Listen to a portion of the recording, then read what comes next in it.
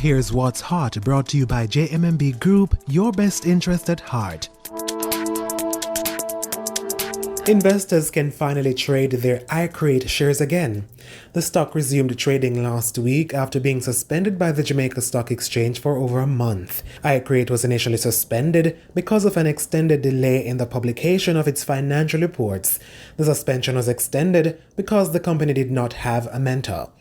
The suspension was lifted after iCreate named investment banker Kalilah as their new compliance advisor. The stock lost 14% to start this week at 88 cents per share. It will cost commuters up to $55 more to travel now following a fare increase.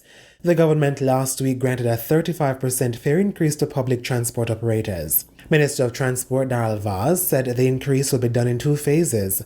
The first phase, a 19% increase, went into effect on Sunday. An additional 16% will go into effect in April 2024. Vaz said the fare hike was necessary to offset the increased costs of doing business for public bus and taxi operators. According to the Transport Authority's fare schedule, the increase will result in an additional $20 to $55 per passenger depending on the route.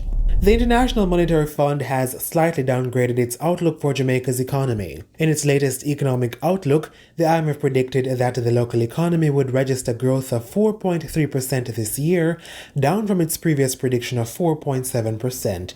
The agency said while Jamaica's economy is rebounding, there are still some significant risks, with COVID-19 being the main one.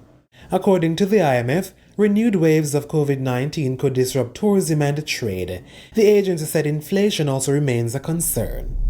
Tech giant Microsoft says it's prepared for a long flight with the United States Internal Revenue Service.